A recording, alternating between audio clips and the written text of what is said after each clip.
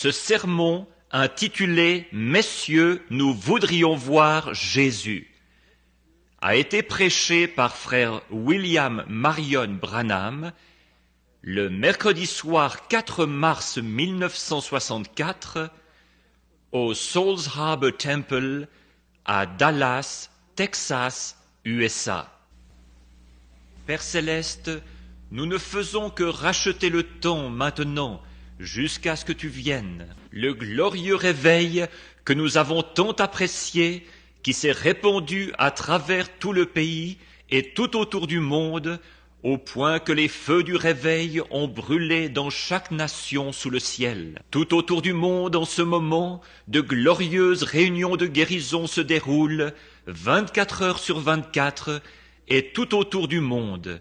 Cela a commencé il y a quelques années. Des gens tout simples sont sortis en croyant, et c'est ce qui a amené le réveil. Père Céleste, maintenant nous glanons dans nos villes et dans tout notre pays. Y en a-t-il, Seigneur, qui ne sont pas encore entrés? Si c'est le cas, notre Dieu, nous te prions de les envoyer. S'il y a des âmes à Dallas qui peuvent être rachetées, accorde, Seigneur, que par un moyen quelconque, d'une façon quelconque, tu les fasses entrer au cours de cette série de réunions. Nous ne sommes pas trop bien considérés dans le monde et nous nous attendons à cela. Mais quand notre Seigneur est venu sur terre, lui non plus n'était pas très bien considéré. Mais il y en avait des millions dans le monde à ce moment-là, et il n'y en a que quelques-uns qui l'ont écouté. Mais tous ceux qui avaient été destinés à la vie l'ont écouté. Ô Dieu, je te prie sincèrement de donner ce soir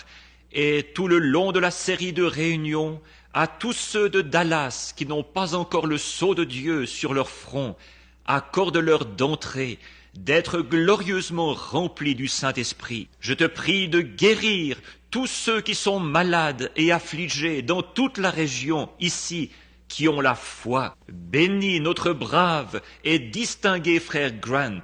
Oh, de le voir tellement plus fort, ce brave homme qui s'était vraiment ruiné la santé, à se tenir dans les lignes de prière avec la plus profonde sincérité. Et je suis de tout cœur avec lui. Je suis tellement heureux de voir, Seigneur, que tu l'as béni de façon tellement merveilleuse. Que ta main miséricordieuse soit sur lui et sur tous ceux qui t'aiment dans ce pays et qui attendent ta venue. Bénis ta parole. Et Père, nous prions que Jésus lui-même vienne à nous sous une forme tellement réelle, d'une façon tellement réelle, qu'aucun de nous ne manque de le voir, et que tous ceux que tu as destinés à la vie le reçoivent, que ceux qui sont malades le reçoivent, et qu'ils soient guéris pour la gloire du royaume de Dieu. C'est au nom de Jésus-Christ que nous le demandons. Amen. Maintenant, nous essayerons de terminer les réunions entre 9h et 9h30 à cause du nombre de personnes et pour que vous puissiez revenir demain soir. Juste pour formuler quelques mots ce soir, je veux prendre un passage de l'Écriture que j'ai lu bien des fois. Et y a-t-il ici des gens qui n'ont jamais été dans une des réunions?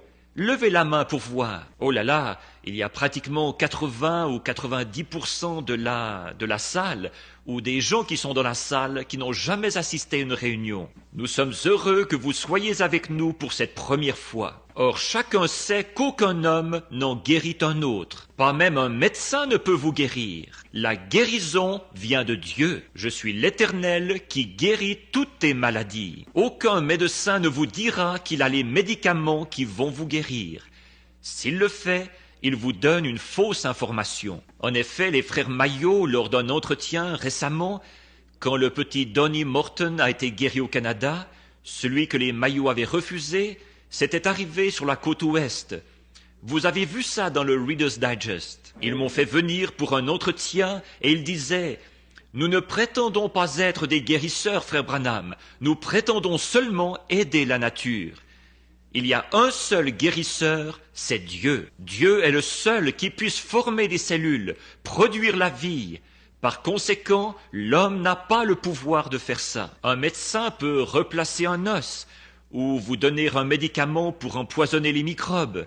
Il en met une certaine dose. et un antidote pour que ça ne vous tue pas, mais que ça tue le microbe et ainsi de suite. Il peut faire ça. Mais les tissus qui ont été déchirés, ou l'os qui a été fracturé, l'appendicite qui a été enlevé, l'appendice, il ne peut pas guérir ça. Il faut que ce soit Dieu. C'est Dieu qui guérit. S'il peut le cerner, il pourra l'enlever, mais guérir ça, il ne le peut pas, et il vous le dira. S'il peut le cerner, il pourra l'enlever, mais guérir ça, il ne le peut pas, et il vous le dira. Or, la guérison vient de Dieu seul. Dieu seul a acquis pour nous notre guérison. C'est à nous qu'il revient de faire tout ce que nous pouvons dans notre vie et par tous les moyens que Dieu nous a donnés pour notre guérison.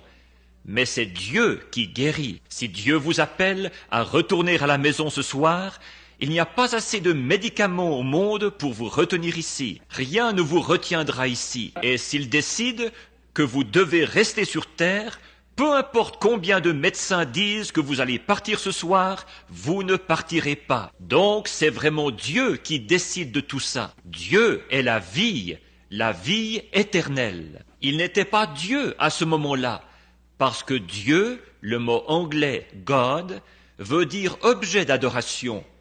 Et il n'y avait rien d'autre que lui. Il était l'Éternel, celui qui est éternel, c'est tout. Il n'y avait pas de lune, pas d'étoile, pas d'ange, rien. Mais dans cet être que nous appelons Dieu, notre Père, il y avait des attributs. En lui, il y avait l'attribut de Père, en lui, il y avait l'attribut de Dieu, en lui, il y avait l'attribut de Fils, en lui, il y avait l'attribut de Sauveur, en lui, il y avait l'attribut de guérisseur. Et toutes ces choses que nous voyons maintenant ne font que manifester ces attributs. Or, si vous étiez dans ces pensées au commencement, si vous avez la vie éternelle, il n'y a qu'une forme de vie éternelle.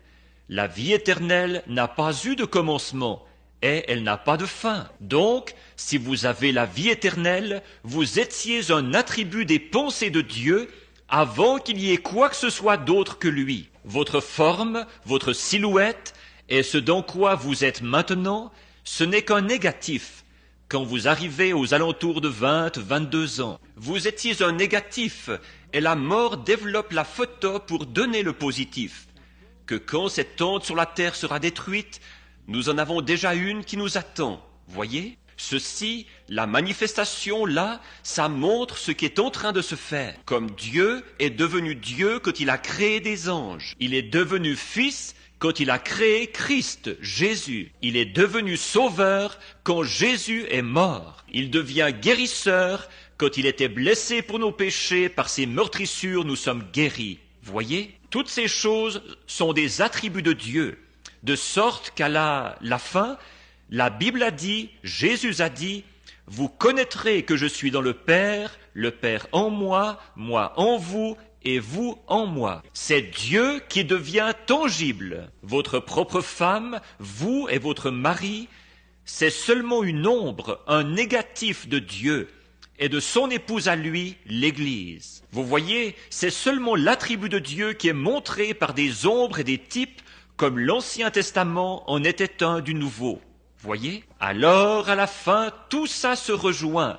Dieu tangible, Dieu en Christ tangible, fait chair, qui a habité parmi nous. Et dans ce glorieux millénium à venir, Dieu, sous la forme de Christ, est assis sur le trône de David.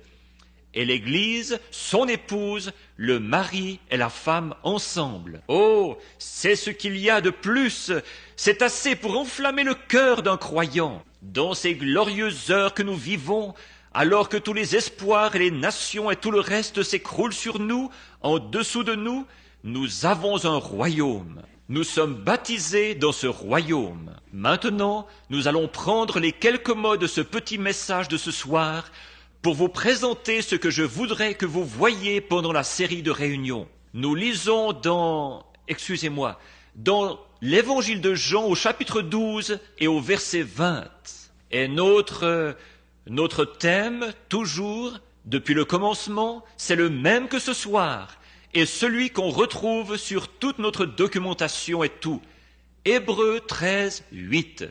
Jésus-Christ, le même hier, aujourd'hui et pour toujours. Or, quelques Grecs du nombre de ceux qui étaient montés pour adorer pendant la fête s'adressèrent à Philippe de Bethsaïda et lui dirent avec instance, « Messieurs, nous voudrions voir Jésus. Maintenant, voici la question que nous posons ce soir. S'il est le même hier, aujourd'hui et pour toujours, et que ces Grecs, des gens des nations, ont demandé à le voir, et qu'il leur a été permis de le faire par un de ses serviteurs, alors, s'il reste toujours le même hier, aujourd'hui et pour toujours, pourquoi ne pourrions-nous pas le voir ce soir? Voyez, messieurs, nous voudrions voir Jésus. Or, je suis sûr que pour tout croyant, ça remplirait vraiment son cœur d'enthousiasme.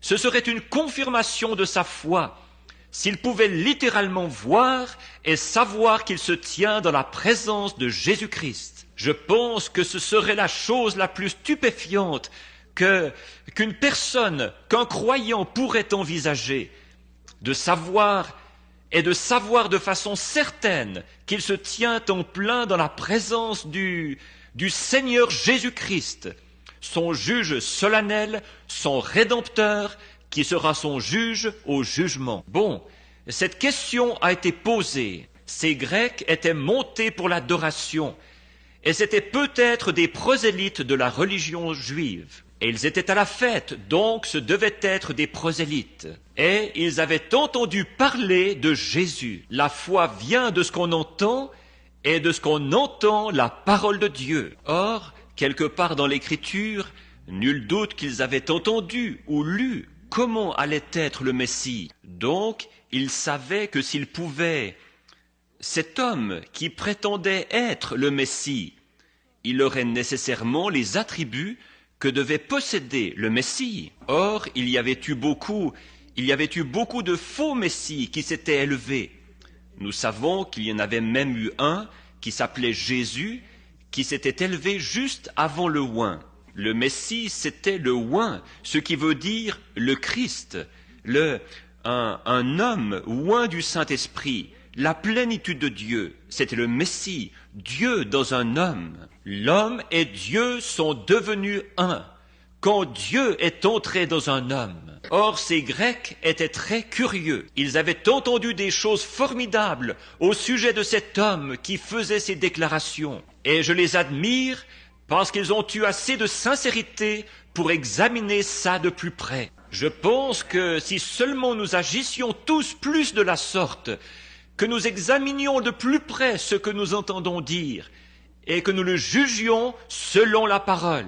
Or Dieu ne change jamais sa manière de faire les choses. Il reste toujours pareil. Maintenant, il ne peut pas changer parce que la décision première de Dieu est la sienne. Il doit toujours s'en tenir à cette décision quand il est appelé à entrer en scène comme aujourd'hui. Dieu a été appelé à entrer en scène la première fois que le péché a été commis dans le jardin d'Éden.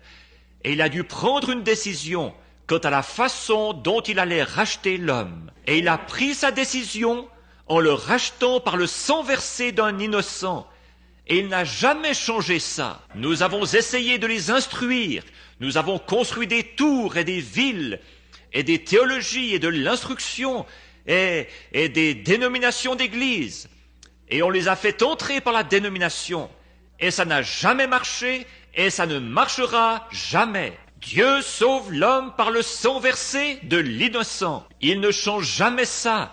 Peu importe quelle meilleure manière nous pensons avoir. C'est la décision de Dieu. Et il ne peut décider une chose aujourd'hui et autre chose demain. Quand il prend une décision, il est parfait. Il n'a jamais à revenir dessus. Quand Dieu dit quelque chose, c'est éternellement juste. Parce qu'il est éternel et ses paroles sont éternelles. Dieu, qui connaissait la fin depuis le commencement, il a donc donné à son monde une certaine partie de paroles pour chaque génération, au fur et à mesure qu'elles sont venues. Il a envoyé des prophètes dans l'Ancien Testament. Il nous est enseigné dans Hébreux 1 qu'après avoir, à plusieurs reprises et de plusieurs manières, parlé à nos pères par les prophètes, Dieu l'a fait en ce dernier jour par le Fils Jésus-Christ. Maintenant, si nous examinions vraiment bien ce passage de l'Écriture, quand Jésus était sur terre et qu'il a dit qu'il était le Fils de Dieu, ils l'ont condamné. Il a dit « Pourquoi me condamneriez-vous quand je dis que je suis le Fils de Dieu, alors que vous appelez ceux à qui la parole est venue des dieux ?» Abraham était considéré comme un Dieu. Élie était un Dieu. Ésaïe était un Dieu, parce que la parole de Dieu leur est venue, et ils étaient partiellement des dieux. Jésus a dit qu'ils l'étaient. Il a dit, vous les appelez des dieux. Maintenant, vous voyez, quand l'homme était oint, comme Joseph, il représentait Christ. Quand Moïse était oint, il représentait Christ. Quand David était oint, il représentait Christ. Tous menaient à Christ. Et lui était la plénitude de la parole. La parole a été manifestée en lui. Il était le oint en entier. Eux, ils l'avaient en partie. Nous l'avons en partie. Lui, il était le oint. Le plan de Dieu tout entier reposait en lui. Le plan de Dieu, avant la fondation du monde, de racheter un monde perdu, était en lui. Il était la parole, et il est encore la parole. Le même hier, aujourd'hui et pour toujours. Rappelez-vous, il est venu au Père à travers les prophètes. Il s'est fait connaître à travers les prophètes. Et puis, dans ce dernier jour, à travers son Fils Jésus-Christ. Il était Dieu manifesté. Remarquez, la parole vient toujours aux prophètes. Dieu n'a jamais agi à travers un groupe de gens. C'est à travers un individu qu'il agit. À l'époque de Noé, il a agi à travers Noé. À l'époque de Moïse, il a agi à travers Moïse. À l'époque d'Élie, il a agi à travers Élie, à travers Élisée et Élie, à travers Ésaïe et ses prophètes, au fur et à mesure qu'ils se sont succédés au cours de l'âge. Et puis, quand il était ici, il a été pleinement manifesté. Pas dans des pharisiens, des sadducéens, mais en Jésus-Christ. Il était la parole. Voilà pourquoi il pouvait dire ce qu'il a dit. Voilà les déclarations qu'il pouvait faire. Or, ces Grecs savaient cela. Vous voyez, dans chaque âge, Dieu a donné une certaine quantité de paroles. Et les églises embrouillent tout. Alors il envoie un prophète parmi eux et il confirme cette parole. C'est toujours pareil. Chaque fois, comme aujourd'hui nous parlons et nous disons que les méthodistes, les luthériens ont dit, quand vous croyez, c'est tout ce que vous avez à faire. Vous êtes justifiés par la foi. Croyez. Beaucoup ont dit qu'ils croyaient et ils ne l'avaient pas. Nous savons cela. Wesley est arrivé avec ce qui était appelé la seconde œuvre de la grâce, la sanctification. Tous ceux qui crient et qui sont sanctifiés l'ont. Beaucoup ont crié et ne l'avaient pas. La Pentecôte est arrivée, ils ont dit, tous ceux qui parlent en langue l'ont. Beaucoup ont parlé en langue et ne l'avaient pas. Ceux de la science chrétienne sont arrivés et ils ont dit, c'est l'amour, le fruit de l'esprit. Beaucoup d'entre eux produisent du fruit de l'esprit et ne l'ont pas. Ces pharisiens pouvaient produire 10 fois plus de fruits que Jésus. Saviez-vous cela? Or, si je prenais, disons, et que Dieu me pardonne, mais je vais prendre l'autre côté. Je vais dire, il y a un homme ici à Dallas, un jeune homme, là, sorti de par ici, de nulle part, dans un quartier pauvre ici, qui se dit prophète en Galilée. Il va un peu partout. Je vous ai rassemblés pour vous montrer ce qui ne va pas. Cet homme prétend être prophète. Or, je veux vous demander quelque chose. Qui a étudié depuis son enfance, sinon votre bon vieux sacrificateur, ce saint homme? Qui s'est tenu avec votre père et votre mère quand vous êtes nés, sinon votre bon vieux sacrificateur, ce saint homme? Qui vous a pris dans ses bras et vous a circoncis et consacré au Seigneur le 8e jour, sinon votre bon vieux sacrificateur, ce saint homme? Qui va vous voir quand vous êtes malade et dans le besoin, sinon votre bon vieux sacrificateur, ce saint homme? Qui a étudié et consenti des sacrifices pendant toute sa jeunesse pour apprendre les lois et tout, sinon votre bon vieux sacrificateur, ce saint homme? D'où ce jeune homme est-il venu, ce Jésus de Nazareth? À quelle école est-il allé? À quelle organisation appartient-il? Quelle carte d'association porte-t-il? Aucune. D'ailleurs, tout ce qu'il fait, c'est de condamner ceux qui en ont une. Qui est cet homme, d'abord? Et vous, les hommes d'affaires?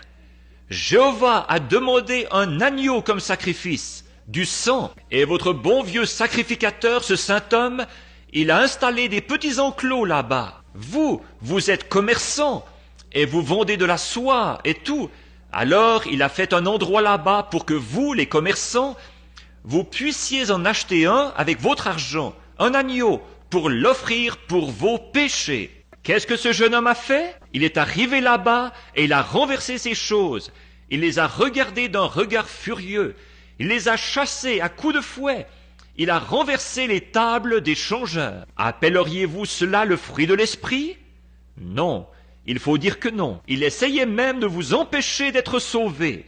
Votre sang, le sang que Jéhovah a demandé, ça ne pourrait pas venir de Jéhovah. Vous voyez combien c'était invraisemblable? Ces sacrificateurs de ce jour-là, ou ces prophètes, n'ont-ils pas, quand Josaphat et Akab étaient assis ensemble, et que 400 sacrificateurs qui avaient reçu une solide formation à l'école sont montés là, et ont dit à Akab et aux autres, « Ce pays vous appartient ».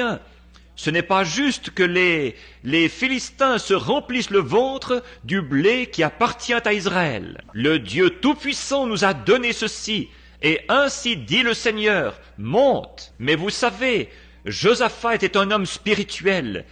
Il y avait un petit quelque chose qui clochait. Il a dit, n'en as-tu pas encore un que tu puisses consulter? Il a dit, j'en ai un, mais je le hais. Oui, c'est sûr. Il a dit, il prophétise toujours du mal. Il condamne notre peuple dans tout ce qu'il fait. Il n'est pas d'accord avec les autres. Il a dit, que le roi ne parle pas ainsi, mais qu'il le fasse venir. Et quand le petit Michée, fils de Jimla, est venu, il a eu une vision. Il a comparé sa vision avec la parole. Et quand il a vu que sa vision et la parole concordaient, il a dit, monte. Mais je vois Israël dispersé comme des brebis qui n'ont pas de berger. Vous voyez qui avait raison? C'est vrai qu'ils avaient quelque chose et que ce pays leur appartenait, mais il leur appartenait sous certaines conditions. Et de même, les bénédictions de ce dernier jour appartiennent à cette Église. Mais c'est sous condition. Vous devez remplir ces conditions. Sinon, vous pouvez faire toutes sortes de réunions de guérison, de réunions où l'on crie, de réunions de louanges, de réunions pour les fruits, de réunions pour parler en langue. Et ça ne vous servira absolument à rien. Vous devez remplir la condition de Dieu. C'est pourquoi ces Grecs désiraient voir cet homme. Ils savaient, d'après la parole, ce que devait être ce Messie. Et ils voulaient le voir. Ils étaient des gentils.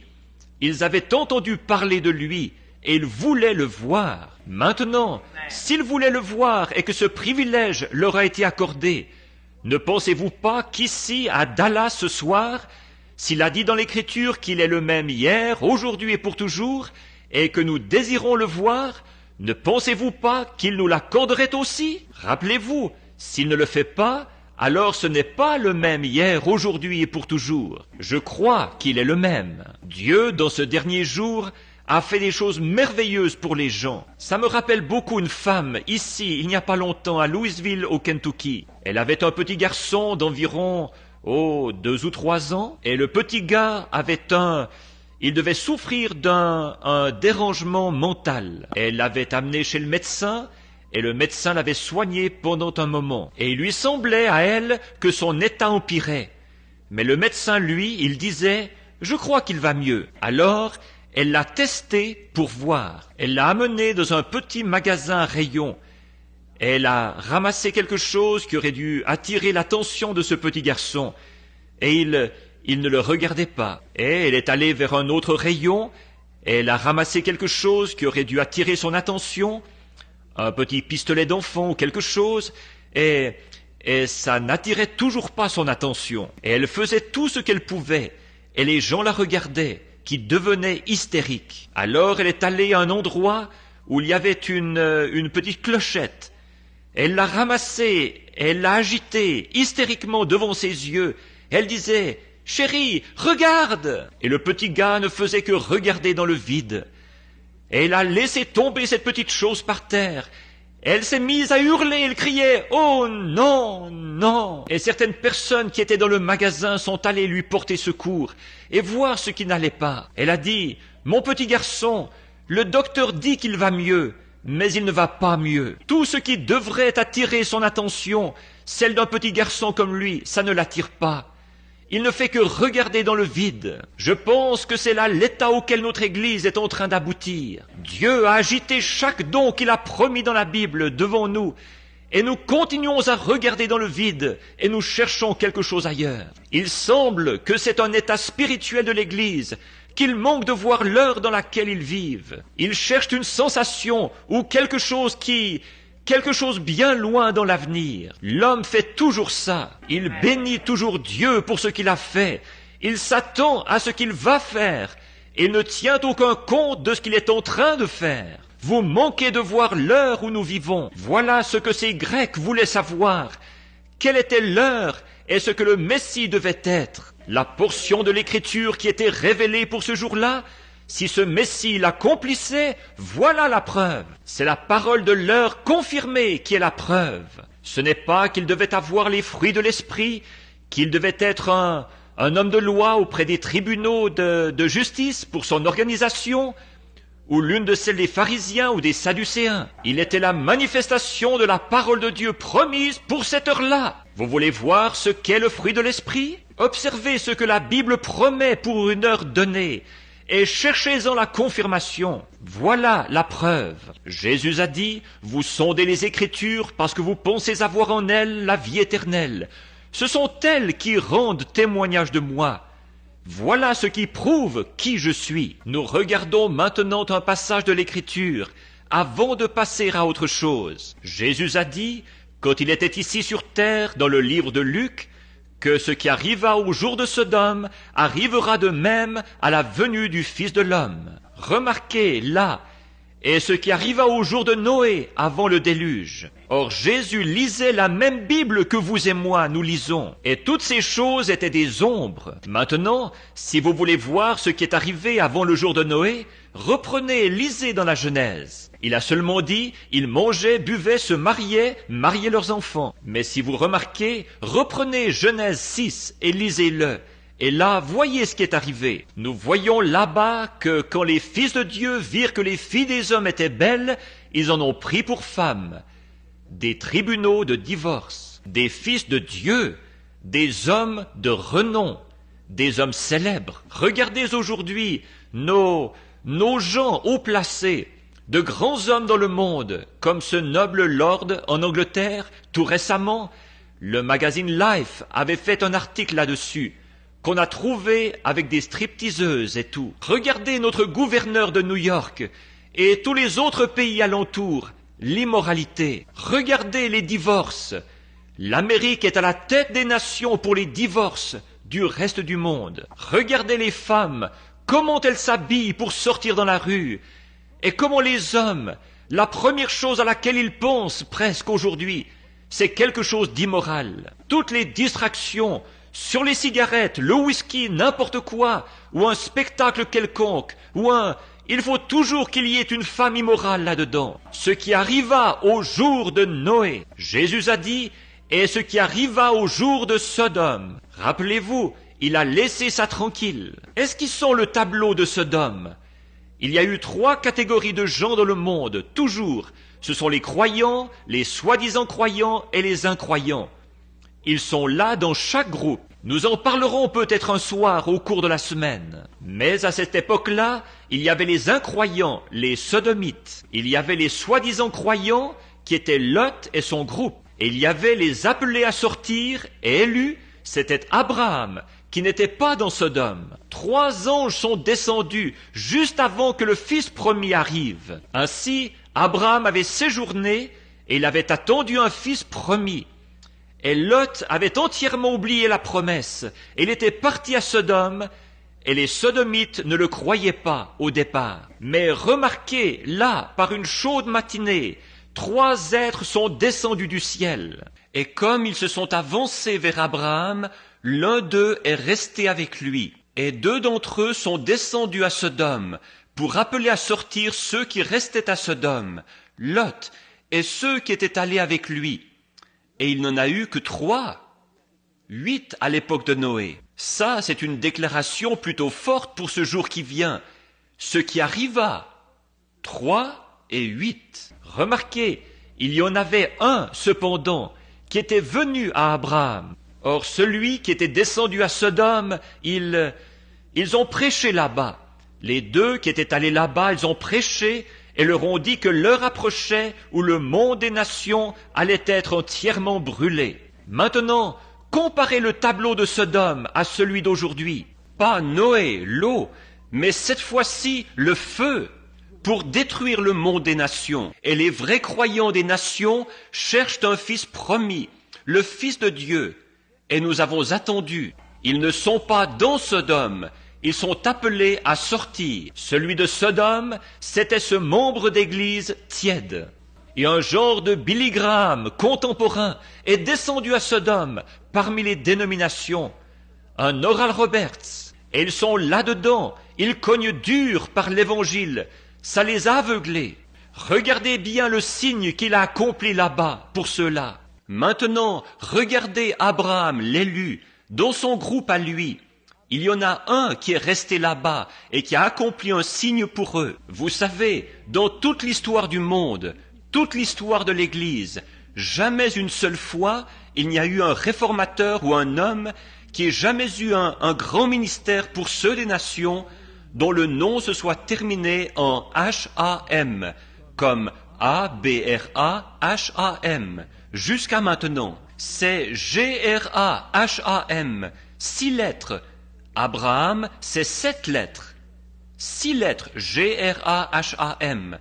Billy Graham, un grand revivaliste qui est là-bas à Sodome, parmi ces églises des dénominations, pour rappeler ceux qu'il peut à sortir. Nous avons eu Billy Sunday, Finney, Sankey, Moody, Knox, Calvin, ainsi de suite, mais jamais un G-R-A-H-A-M, ou qui que ce soit se terminant en H-A-M, jamais auparavant. Il y en a un là-bas pour l'église formaliste à Sodome qui se termine en H-A-M, ce qui veut dire Père des nations. Et puis, il y en avait un qui est resté là-haut avec Abraham, qui était assis, la tente, le dos tourné à la tente, et il a dit « Abraham », pas Abraham, ce qu'il était quelques jours auparavant. « Abraham, où est ta femme Sarah » S-A-R-R-A, pas S-A-R-A-I, vous voyez? « Où est ta femme Sarah » Il a dit « Elle est dans la tente derrière toi ». Il a dit « Je vais te visiter ». Je, un pronom personnel, vais te visiter selon la promesse que je t'ai donnée. Et Sarah, qui était âgée de 100 ans, dans la tente, a ri en elle-même en disant dans son cœur « Comment puis-je, moi qui suis vieille, avoir à nouveau du plaisir avec mon Seigneur, et que lui est vieux ?» Abraham, comme des jeunes, ou des gens avec une vie sexuelle qui est terminée depuis des années. Elle avait 90 ans et Abraham en avait 100. Elle a dit « avoir du plaisir avec mon Seigneur alors que lui aussi est vieux ». Et l'ange, le messager qui était pour l'Église spirituelle, a discerné ce qu'elle avait, ce qu'elle disait dans son cœur. Et il a dit « Pourquoi Sarah a-t-elle douté de ceci ?» Tu vois, en disant dans son cœur « Cela ne se peut pas ». Et Sarah a essayé de le nier. Mais comme elle faisait partie d'Abraham, son incrédulité l'aurait condamnée. Mais Dieu ne pouvait pas la reprendre, parce qu'elle faisait partie d'Abraham. L'Église aurait été condamnée depuis longtemps, mais elle fait partie de Christ. Remarquez le signe qu'il a accompli, en disant ce qu'elle faisait, alors qu'il lui tournait le dos. Jésus a dit que ça se reproduirait au jour de la venue du Fils de l'homme. Nous voyons le Billy Graham, nous voyons le feu prêt à tomber, l'Église qui attend un Fils promis. Et voilà, tout est là, comme il faut. Nous attendons cette heure-là, le Fils promis. Et rappelez-vous, le dernier signe qu'Abraham a vu. Et nous qui sommes nés de l'Esprit de Christ, nous sommes la semence royale d'Abraham. Jésus a promis que la semence royale d'Abraham verrait le même signe que leur père Abraham avait vu, avant que le fils promis arrive. Il n'y a pas eu un seul autre signe. Abraham, tout de suite, Sarah est devenue mère et Isaac est arrivé. Le dernier signe, c'était Dieu manifesté dans la chair d'un homme. Là, quelqu'un m'a dit, il a dit, « Frère Branham, vous ne croyez pas que c'était Dieu ?» Eh bien, Abraham a dit qu'il l'était. Il l'a appelé Elohim. Et regardez voir si ça ne s'écrit pas avec un L majuscule. Voyez si au début, à l'origine, ce n'est pas là la même chose que c'était. Au commencement, Dieu créa, Elohim, celui qui est entièrement suffisant. Dieu qui se manifeste dans son Église, au milieu de son peuple. Jésus a dit, ici Dieu était manifesté dans un homme, Jésus-Christ, le même hier, aujourd'hui et pour toujours. L'Église est passée par toutes sortes de signes. Eh bien, ensuite, quand Dieu agite le dernier signe devant eux, ils restent là à regarder dans le vide. Que Dieu ait pitié de nous. Combien nous reste-t-il encore de temps de grâce? Il est peut-être plus tard que nous ne le pensons. Rappelez-vous ma première citation. Les gens continueront en pensant être sauvés comme à Sodome. Qu'est-ce qu'il était? Qu'est-ce que ces Grecs ont vu en lui? Qu'est-ce qu'il était? Ce qu'ils voyaient en lui à l'époque, ce qu'ils cherchaient, ils devaient l'avoir vu. Maintenant, regardez dans Deutéronome chapitre 18, versets 15 à 20. Moïse, Dieu a dit à Moïse et Moïse l'a dit au peuple. L'Éternel ton Dieu suscitera un prophète semblable à moi. Il arrivera que celui qui ne l'écoutera pas sera retranché du milieu du peuple. Dieu ne change jamais son plan. Donc ces Grecs attendaient un prophète. Or, ça faisait 400 ans qu'il n'avait pas eu de prophète depuis Malachie. Mais ces Grecs savaient que cette parole qui était promise pour ce jour-là devait être un prophète. L'Éternel ton Dieu suscitera un prophète comme moi. En effet, la parole ne vient qu'au prophète, à rien d'autre qu'au... Combien comprennent ça? Voyez? Regardez, c'est tellement parfait que quand Jean, qui était le prophète, se tenait dans les eaux en train de baptiser, alors Jésus est venu à lui dans l'eau. La parole est venue au prophète. Il était la parole et il est venu à Jean dans l'eau. Dieu ne change jamais son système. Il ne change jamais sa façon de faire. Il est le Dieu immuable. Maintenant, les églises n'ont pas cru ça, pas du tout. Mais ça n'a pas arrêté le programme de Dieu. Celui-ci a continué quand même. Or Pierre, son père était pharisien. Sans doute qu'André, qui était un disciple de Jean, a entendu quand il a été présenté. Il a dit, « Voici le Messie, je vois une lumière au-dessus de lui, comme une colombe qui descend sur lui. » Il a rendu témoignage. Il a dit, « Celui qui m'a dit dans le désert, va baptiser d'eau. » A dit, « Celui sur qui tu verras l'Esprit, cette lumière, descendre comme une colombe. » C'était peut-être la même colonne de feu qui a suivi les enfants d'Israël dans le désert, qui est venue sur lui, parce que c'était le oint, le logos. Elle est venue sur lui et il a dit, « J'en rends témoignage, voici le Messie. » Alors Pierre est venu avec André à la réunion. Voyons ce qu'il était. Et si nous voyons ce qu'il était, alors nous saurons ce qu'il est maintenant. Et la façon dont ils l'ont reconnu à l'époque, ce devrait être la même façon dont on le reconnaît aujourd'hui, puisqu'il est le même hier, aujourd'hui et pour toujours. Maintenant, dans le contexte de sa promesse, voici ce qu'il ferait. Remarquez, là nous voyons que quand Pierre s'est avancé dans l'auditoire, là où Jésus était, Jésus qui ne l'avait jamais vu auparavant, il s'est retourné, il l'a regardé et il a dit, « Ton nom est Simon, tu es le fils de Jonas. » Non seulement il le connaissait, mais il connaissait son brave vieux père qui l'avait formé. Et Pierre, qui n'avait pas assez d'instruction pour signer son nom, qui était connu pour être un homme ignorant et sans instruction, il a plu à Dieu de l'établir comme évêque à Jérusalem.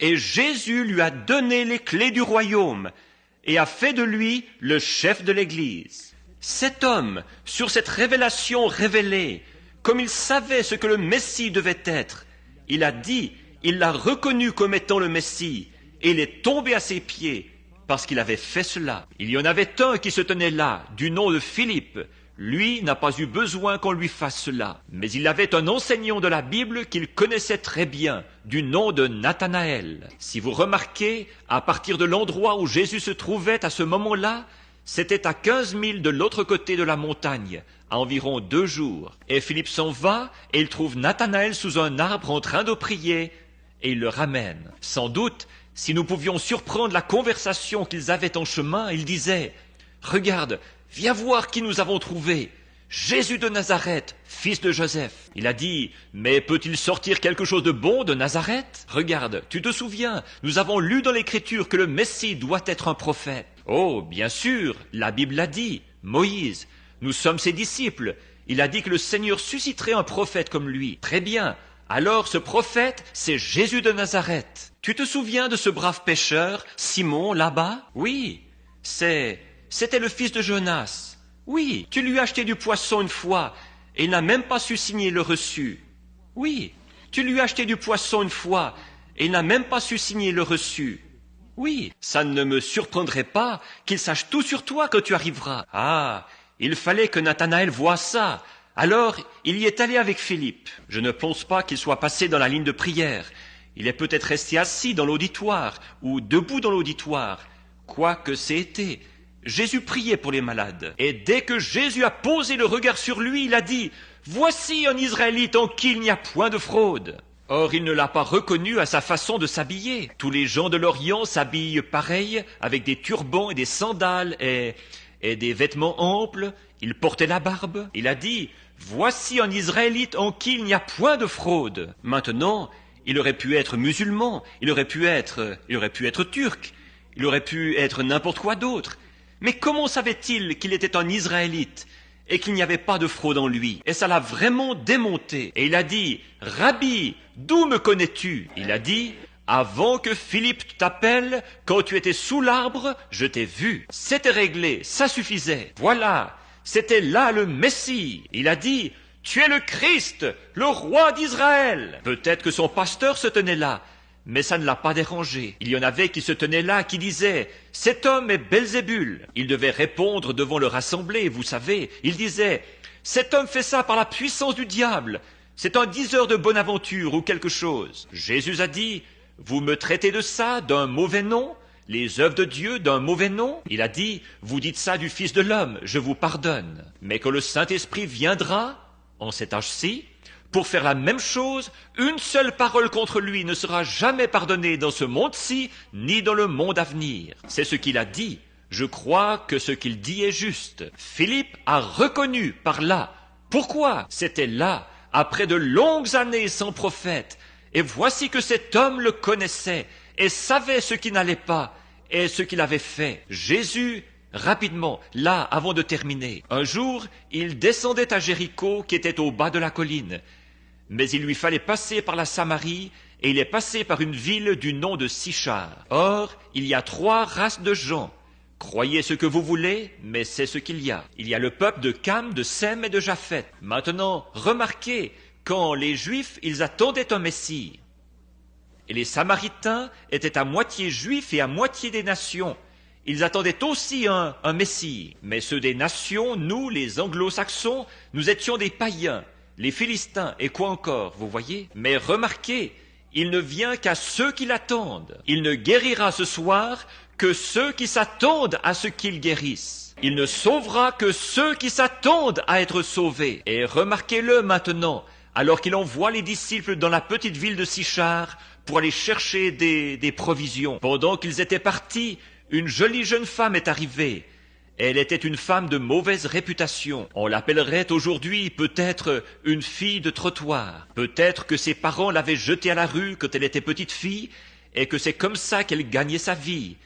Mais il y avait quelque chose dans le cœur de cette petite dame. Elle était venue vers 11 heures parce qu'elle ne pouvait pas venir avec les autres jeunes filles. Si quelqu'un ici est déjà allé en Inde et dans les pays de l'Orient, comme les coutumes ne changent jamais, ils ne peuvent pas se côtoyer, les gens bien et les gens pas bien. Alors elle est arrivée et Jésus était assis là, au milieu d'un paysage qui ressemblait un peu à celui-ci, là, des treilles disposées au-dessus d'un puits, et le puits public de la ville était là, et les gens venaient chercher de l'eau. Et elle est venue presque vers midi pour aller chercher son eau. alors que les jeunes filles viennent chercher de l'eau tôt le matin. Et elles, là-bas, elles font leur lessive et des choses comme ça. Son gagne-pain à elle était différent. Alors elle venait vers midi chercher la sienne quand les jeunes filles n'étaient pas là parce qu'on l'aurait chassée du puits. Et alors elle, sans avoir remarqué qu'il y avait quelqu'un assis là, elle a attaché les petits crochets à la cruche. Elle l'a fait descendre avec le treuil dans le puits. Elle s'est mise à la remonter. Elle a entendu une voix qui disait « Femme, donne-moi à boire !» Et elle a regardé de ce côté-là. Et il y avait là un homme assis. Il était juif. Il devait paraître un peu plus âgé qu'il ne l'était vraiment, parce qu'il n'avait que 30 ans, environ 33. Et la Bible dit qu'il en paraissait 50. Vous savez, les Juifs ont dit « Tu es un homme qui n'a pas plus de 50 ans, et tu dis que tu as vu Abraham ?» Il a dit « Avant qu'Abraham fût, je suis. » Vous voyez? Alors il devait avoir la barbe grisonnante ou quelque chose comme ça quand elle l'a regardé. Elle l'a regardé. L'œuvre qu'il accomplissait devait avoir terriblement marqué sa vie physique. And she said, he said, bring me a drink. Il a dit, apporte-moi à boire. Et elle a dit, vous n'avez pas coutume, vous les Samaris, ou vous les Juifs, de nous poser une telle question à nous, les Samaritaines. Et il a dit, mais si tu savais à qui tu parles, c'est toi qui me demanderais à boire. Alors elle a dit, le puits est profond. Qu'est-ce qu'il était en train de faire? Il était en train de contacter son esprit. Vous voyez? Le Père, il a dit dans Jean 5, 19, en vérité, je vous le dis, le Fils ne peut rien faire de lui-même. Il ne fait que ce qu'il voit faire au Père. Souvenez-vous de ça, là. Notez ça dans vos livres. Vous voyez? Jésus ne faisait jamais rien avant d'avoir vu en vision quoi faire. C'est vrai, pas en temps, mais ce que je vois. Le Fils ne peut rien faire, il ne fait que ce qu'il voit faire au Père. Alors il le fait pareillement. Il exécutait comme un rôle. Aucun homme ne peut faire quoi que ce soit, en fait, à part ce que Dieu lui dit de faire. Remarquez là, et le Père lui avait peut-être dit de monter en Samarie. Et puis cette femme lui a parlé, et il a conversé avec elle pour contacter son esprit. Et puis, après avoir parlé d'adorer ici à Jérusalem, voilà qu'il a trouvé quel était son problème. Nous savons tous ce que c'était. Elle avait trop de maris. Et alors il a dit, va chercher ton mari et viens ici. Et elle a dit, je n'ai pas de mari. Il a dit, tu as bien dit, car tu en as eu 5, et celui avec qui tu vis maintenant n'est pas le tien. Et regardez bien cette femme, remarquez, elle qui était dans cet état-là. Est-ce que je m'attarde trop? Elle qui était dans cet état-là, elle en savait plus long sur la vraie Bible qu'un tas de prédicateurs n'en savent aujourd'hui.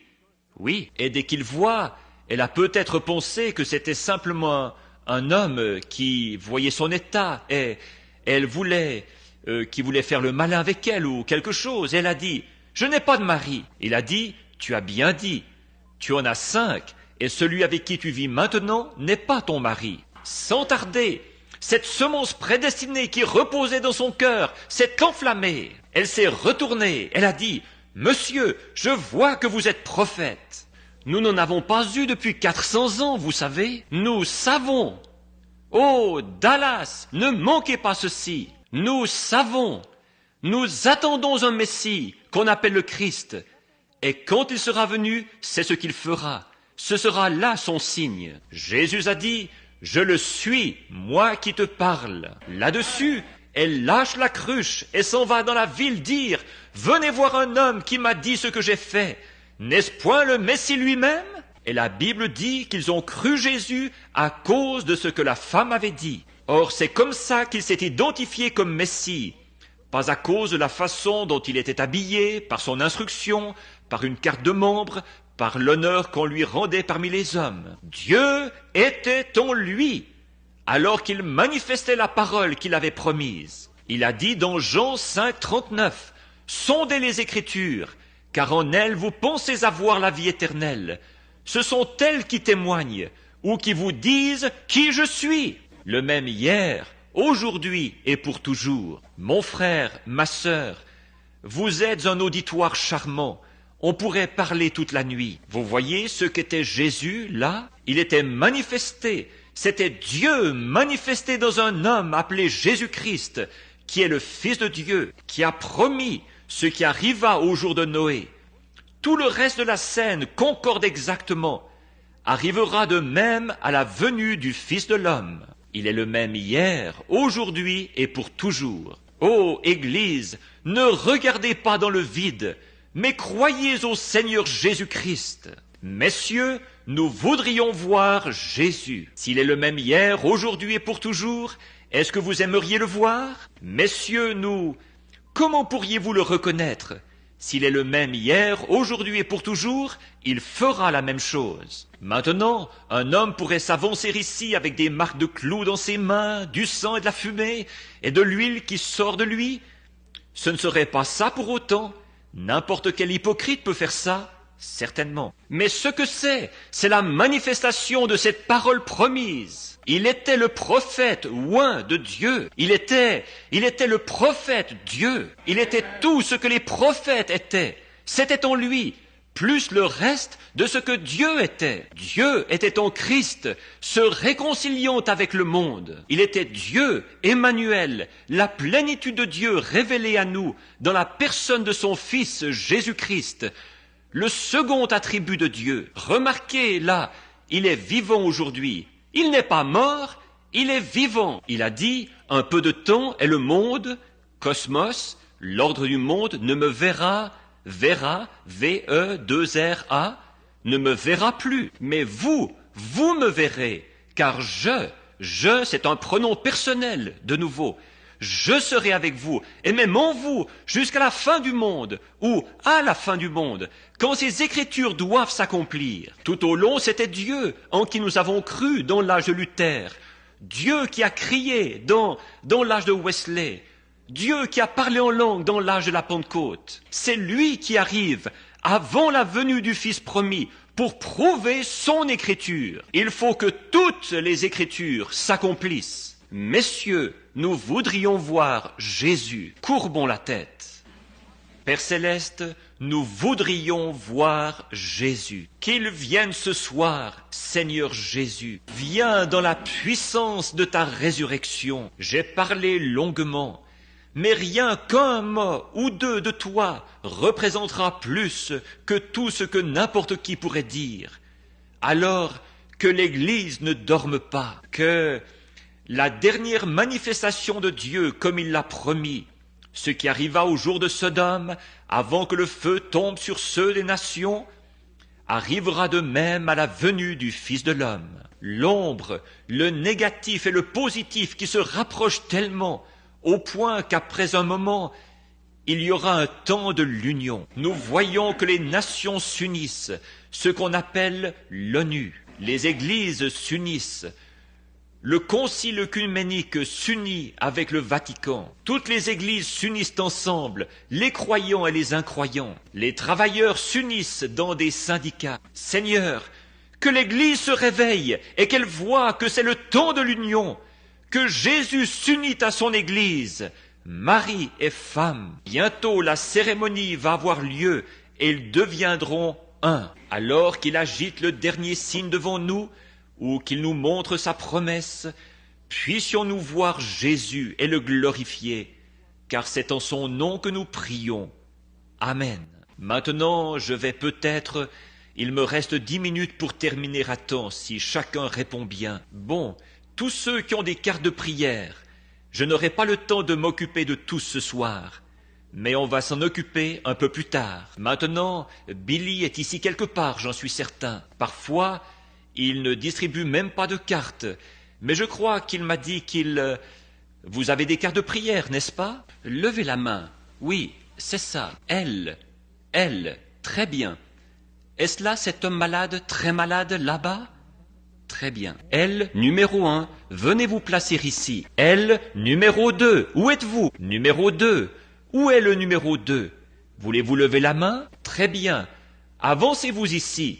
C'est une dame. Mon garçon vient. Voici comment ça se passe. Il vient, et devant l'auditoire, il prend ses cartes pour toutes les mélanger. Et puis, il vous donne la carte que vous voulez. Tout le monde peut avoir une carte. Et puis, on les appelle par le numéro. Ça montre que le garçon ne sait pas où elles vont être appelées. Il nous est arrivé une fois, beaucoup d'entre vous ici s'en souviennent peut-être, il nous est arrivé qu'un homme vendait des cartes de prière aux réunions. et il garantissait que la personne irait sur l'estrade. Et en plus, il m'arrive de commencer par la 1, il m'arrive de commencer par la 50, il m'arrive de commencer par la 14, la 20, la 16, et puis je peux les prendre en descendant et en prendre quelques-unes ici. Combien ont assisté à des réunions et ont vu faire ça? Mais oui, voyez, la carte de prière n'a rien à voir avec ça. Et il y en a beaucoup qui sont guéris dans l'auditoire sans même avoir de carte de prière. Numéro 1, 2, 3, qui a la 3? La carte de prière numéro 3, levez la main. Là-bas au fond, la dame, venez ici madame. Numéro 4, si vous ne pouvez pas vous lever maintenant, nous allons vous porter. Numéro 4, je vois qu'il y a une civière ici et quelques fauteuils roulants par là autour. Si vous ne pouvez pas venir, nous vous porterons. Numéro 4, numéro 5, la carte de prière numéro 5, numéro 6, 7, 8, 9, 10. Que cela s'avance maintenant par numéro s'ils le peuvent. Voyons voir. 1, 2, 3, 4, 5, 6, 7, 8, 9. Est-ce qu'ils y sont tous? Ils y sont. Arrêtons-nous là un instant. Nous manquons un peu de temps. Je n'aime pas terminer après 9h30. Maintenant, combien dans l'auditoire n'ont pas de carte de prière? Et vous voulez que Jésus vous guérisse? Et vous savez qu'il peut vous guérir?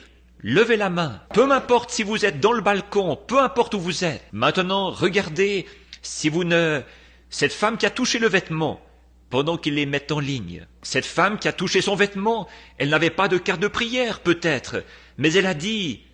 Maintenant, écoutez bien, là. Elle a dit dans son cœur, « Je crois cet homme. Si je peux toucher son vêtement, je serai guéri. » Elle avait une perte de sang. Combien se rappelle l'histoire? Elle s'est glissée à travers la foule. Peut-être qu'elle s'est frayée avec peine un chemin entre les gens. Une petite femme pâle, maladive. Elle a touché son vêtement. Et le vêtement palestinien est ample. Il n'aurait jamais senti ça. Moi, je ne sentirais pas si vous touchiez ma poche, et mon veston est ajusté. Mais ces vêtements palestiniens, elle porte un vêtement de dessous. Et elle a touché son vêtement. Elle s'est arrêtée et il a dit, « Qui m'a touché ?» Elle est retournée dans l'auditoire. Il a dit, « Voyons, Pierre a dit, « Seigneur, ça ne va pas ça.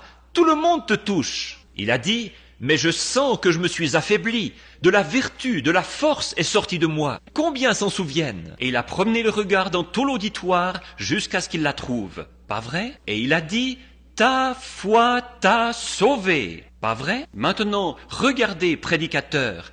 La Bible dit-elle que Jésus-Christ, Hébreux 3, est un souverain sacrificateur maintenant même qui peut compatir à nos infirmités? Combien savent que la Bible dit ça? Eh bien, s'il est le même hier, aujourd'hui et pour toujours, comment est-ce qu'il agirait aujourd'hui?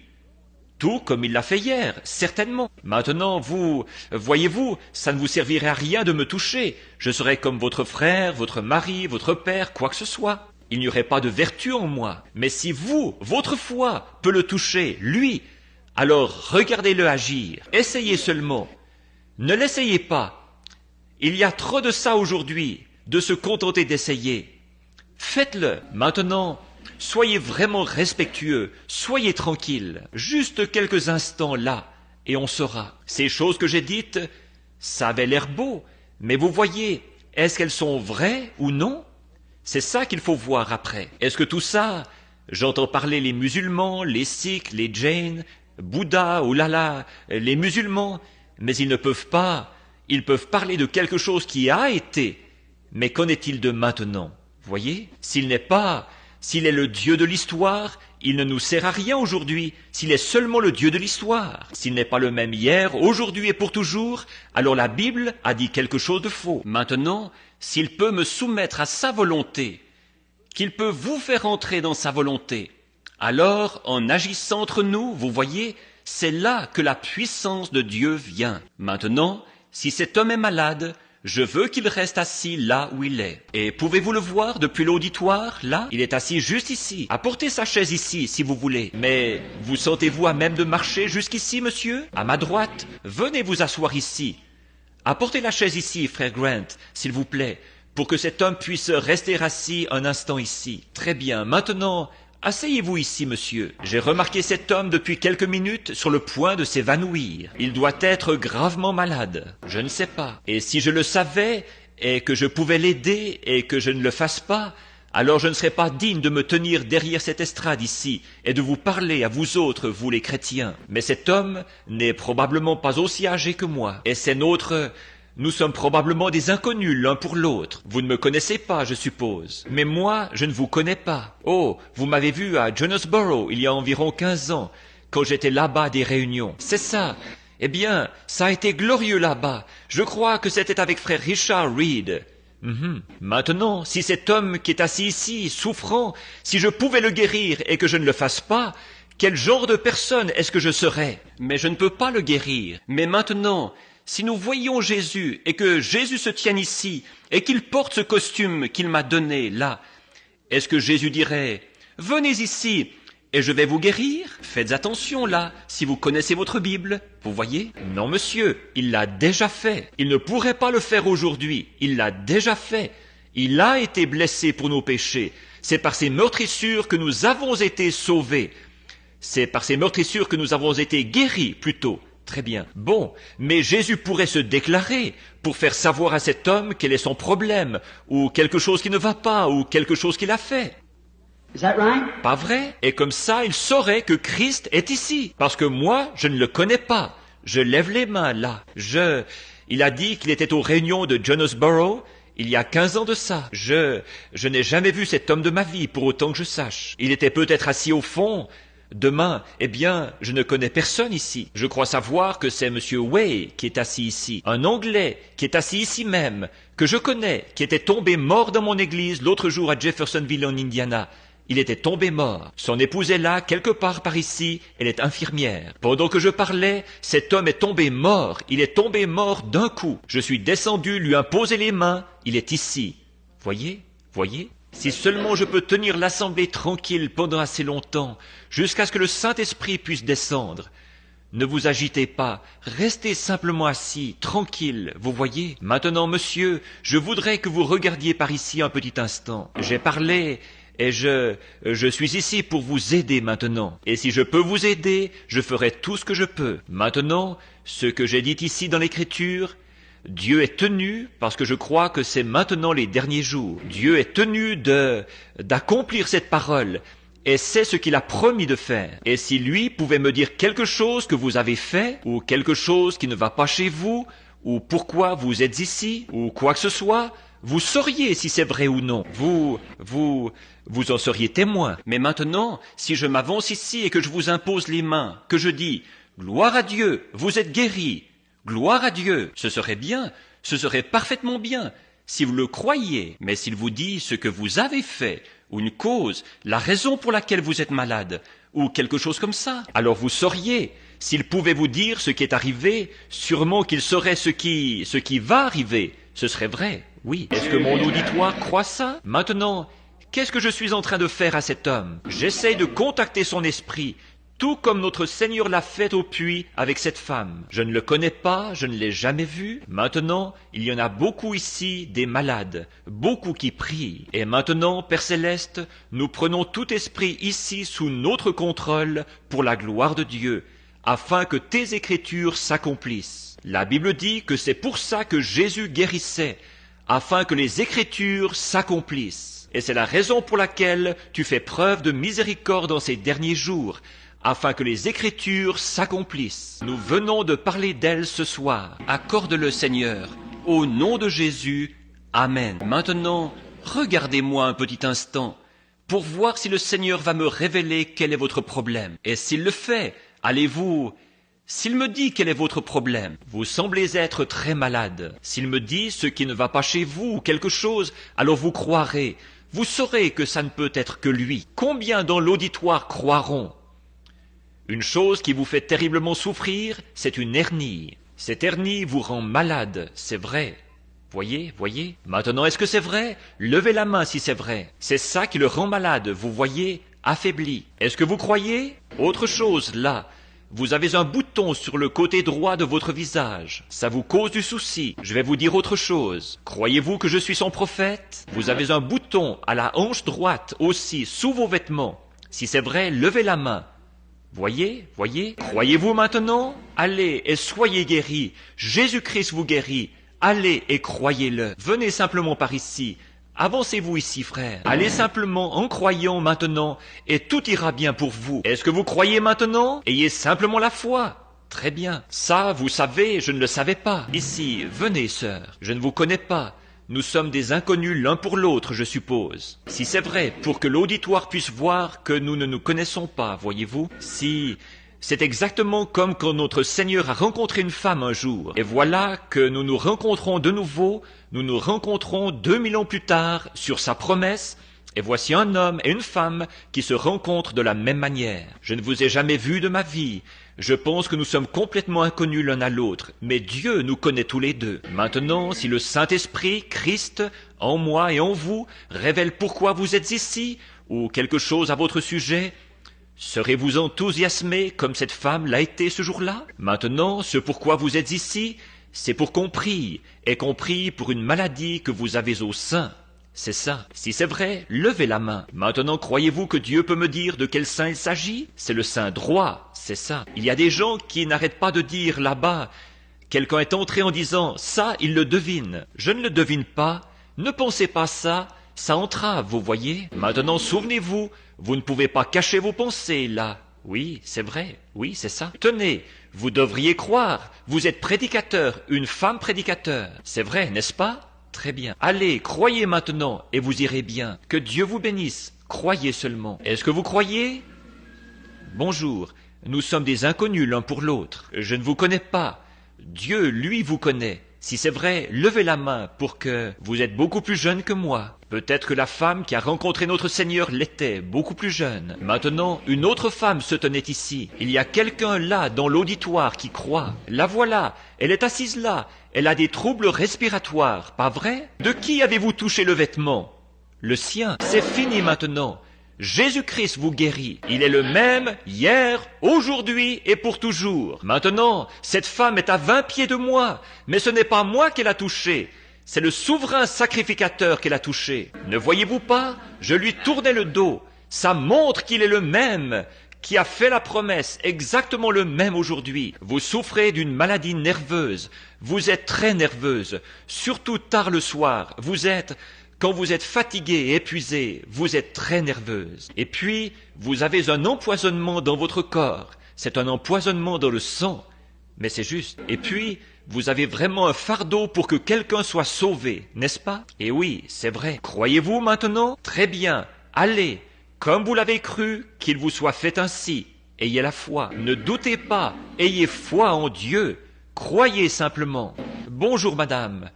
Je vous suis inconnu, je suppose. Si c'est vrai, alors levons les mains pour qu'il voie. Je ne l'ai jamais vu de ma vie. Jésus-Christ est le même hier, aujourd'hui et pour toujours. Croyez-vous cela? Si le Seigneur Jésus dit à cette femme ici même, maintenant, quelque chose à son sujet dont je ne sais rien, eh bien, nous ne nous connaissons pas. Elle se tient là, c'est tout, vous voyez? Très bien. Est-ce que vous croiriez? Vous avez un problème d'estomac qui vous fait souffrir. Vous qui êtes assis là, avec un manteau noir, il vous fait souffrir maintenant même. Si c'est vrai, levez la main. Voyez? Vous savez pourquoi? Cette femme aussi, c'est l'estomac. Voyez? C'est vrai. Vous voyez ce trait noir qui va de l'un à l'autre, là? C'est un démon, voyez? Il essaye de se défiler, vous voyez? Il ne peut pas. Il ne peut pas se cacher devant Dieu, ça c'est certain. Nous sommes dans la présence de Jésus-Christ. Vous devez croire. Ayez la foi. Qu'est-ce qu'il a touché? Ce n'est pas moi qui l'a touché. Je ne connais pas cet homme. Il m'est inconnu. Est-ce que nous sommes des inconnus l'un pour l'autre, monsieur? Je ne vous connais pas. Levez la main si c'est vrai. Voyez? Qu'est-ce qu'il a touché? Jésus-Christ. Ne manquez pas de voir quelque chose. Maintenant, cette femme, ici, oui. Oh, cette femme est sous une ombre. C'est la mort sur elle. Elle souffre du cancer. Et le cancer se trouve à l'estomac. Et aussi au côlon. Ils viennent de la condamner. Elle se meurt du cancer. C'est vrai, n'est-ce pas, madame? C'est ce qu'on vous a dit. Maintenant, regardez ici. Il n'y a qu'un seul espoir pour vous, c'est Christ. Croyez-vous que je suis son serviteur? Il faut qu'il y ait quelque chose qui me dise ça, n'est-ce pas? Il faut qu'il y ait quelque chose qui le fasse. Moi-même, je ne le saurais pas. Si je vous dis qui vous êtes, croirez-vous que je suis son prophète? Est-ce que ça vous aiderait? Ça vous aiderait? Madame Crossley? Alors rentrez chez vous. Est-ce que vous croyez? Combien d'entre vous croyez maintenant de tout votre cœur? Alors levez-vous et acceptez-le. Levez-vous simplement et dites, je crois. levez les mains partout. Père céleste, au nom de Jésus-Christ, que le diable et toutes ses puissances soient réprimées. Puisse le Seigneur Jésus-Christ, qui a promis ceci pour le dernier jour, il est ici maintenant, qu'il arrive, Seigneur, en cette heure, que les gens ne le manquent pas, qu'ils voient ce que Dieu agite devant eux, juste avant que le feu tombe, que ce groupe d'Abraham, cette semence royale d'Abraham, comprenne l'heure dans laquelle nous vivons. Ô Jésus, Fils de Dieu, touche chaque malade ici, guéris-les, Seigneur, que leur foi comprenne qu'ils se tiennent dans la présence du Dieu qui les a sauvés et qui les jugera ce jour-là. Que sa puissance descende sur eux maintenant et qu'elle guérisse tous ceux ici qui sont dans la présence divine.